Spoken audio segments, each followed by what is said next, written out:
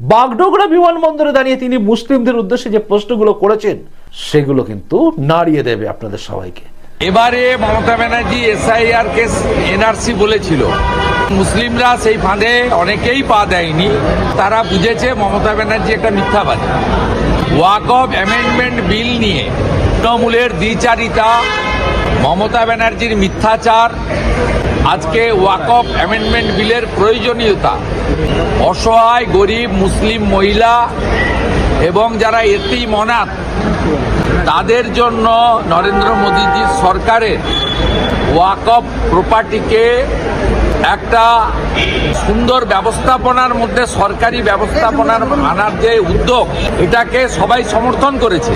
মমতা বন্দ্যোপাধ্যায় একদিকে কল্যাণ ব্যানার্জিদের দিয়ে ড্রামা নাটক করেছেন এতদিন, কলকাতায় দাঁড়িয়ে বলেছে যেখানে দাঁড়িয়ে মুসলিমরা প্রার্থনা করবে সেই জায়গাটাই ওয়াকফের প্রপার্টি হয়ে যাবে।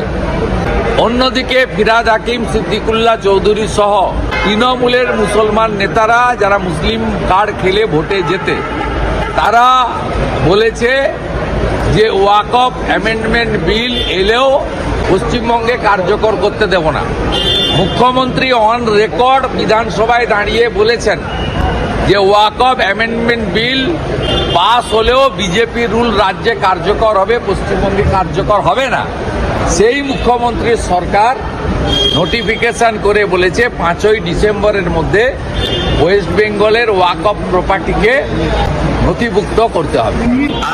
আমি এখন সিদ্দিকুল্লাহ চৌধুরীর বক্তৃতা শুনতে চাই।